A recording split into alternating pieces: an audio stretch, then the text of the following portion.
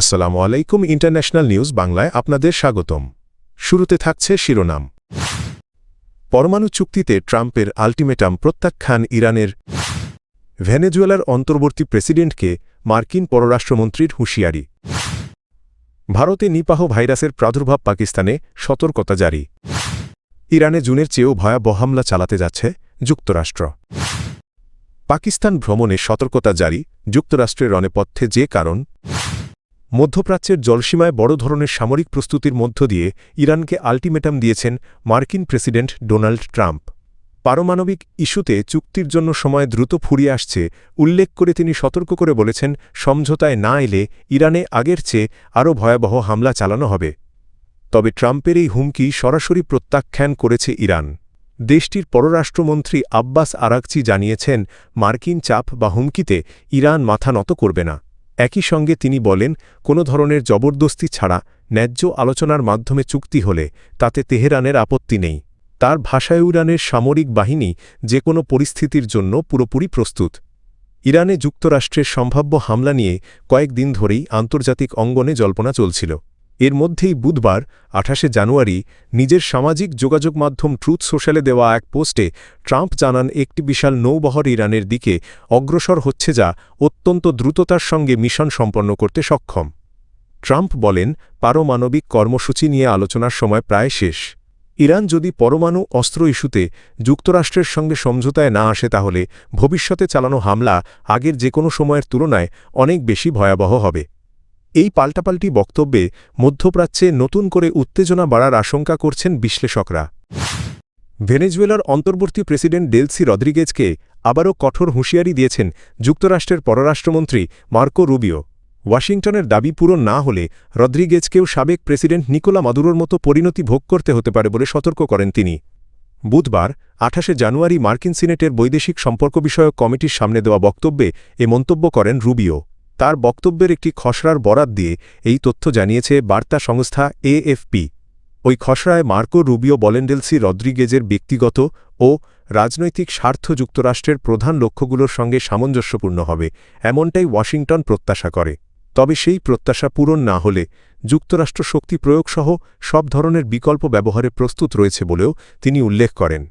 রুবিওর এই মন্তব্য এমন এক সময় এলো যখন চলতি মাসের শুরুতে আকস্মিক অভিযানে ভেনেজুয়েলার সাবেক প্রেসিডেন্ট নিকোলা মাদুরো ও তার স্ত্রীকে আটক করে যুক্তরাষ্ট্রে নিয়ে যায় ট্রাম্প প্রশাসন।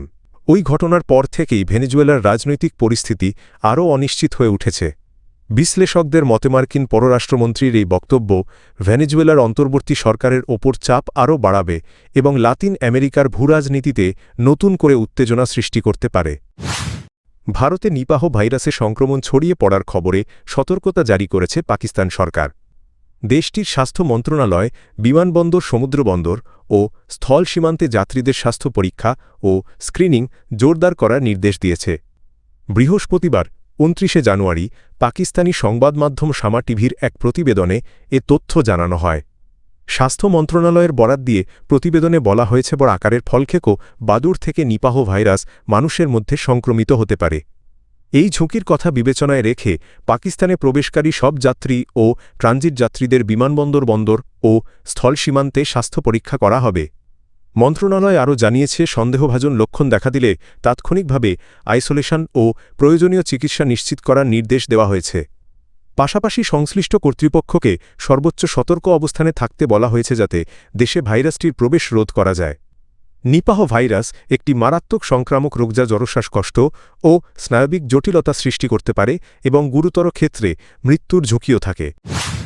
ইরানের ওপর চাপ বাড়াতে মধ্যপ্রাচ্যের জলসীমায় আরও একটি বড় নৌবহর মোতায়েন করেছে যুক্তরাষ্ট্র। বিমানবাহী রণতরী ইউএসএস আব্রাহাম লিঙ্কনের নেতৃত্বে গঠিত এই নৌবহরকে ভেনেজুয়েলার কাছে পাঠানো মার্কিন বহরের চেয়েও বড় বলে দাবি করেছেন মার্কিন প্রেসিডেন্ট ডোনাল্ড ট্রাম্প।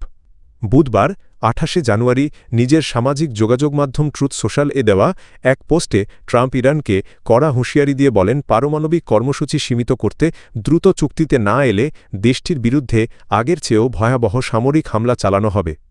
ট্রাম্প লেখেন, একটি বিশাল আর্মাডা ইরানের দিকে অগ্রসর হচ্ছে।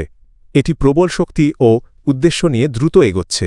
ভেনেজুয়েলায় পাঠানো নৌবহরের চেয়েও বড় এই বহরের নেতৃত্বে রয়েছে বিমানবাহী রণতরী আব্রাহাম লিঙ্কন। প্রয়োজন হলে এটি দ্রুত ও কঠোরভাবে নিজের মিশন সম্পন্ন করতে প্রস্তুত।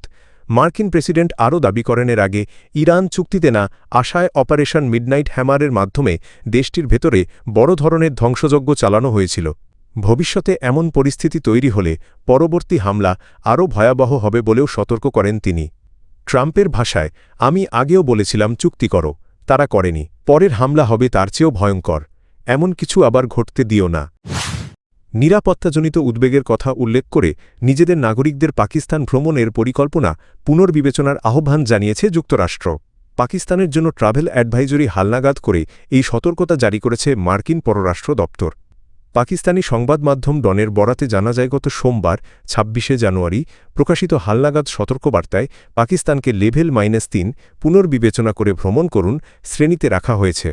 মার্কিন পররাষ্ট্র দপ্তরের বিবৃতিতে বলা হয়, অপরাধ, সহিংসতা, সন্ত্রাসবাদ, সামাজিক অস্থিরতা ও অপহরণের ঝুঁকির কারণে পাকিস্তান ভ্রমণে বাড়তি সতর্কতা প্রয়োজন। এই স্তরের দেশগুলোতে সন্ত্রাসী হামলার আশঙ্কা থাকে যা কোনো পূর্ব সতর্কতা ছাড়াই ঘটতে পারে। সম্ভাব্য লক্ষ্যবস্তু হিসেবে পরিবহন কেন্দ্র, হোটেল, বাজার ও শপিং মল, সামরিক ও নিরাপত্তা স্থাপনা, বিমানবন্দর, ট্রেন, শিক্ষা প্রতিষ্ঠান, হাসপাতাল, উপাসনালয়, পর্যটন এলাকা এবং সরকারি ভবনের কথা উল্লেখ করা হয়েছে।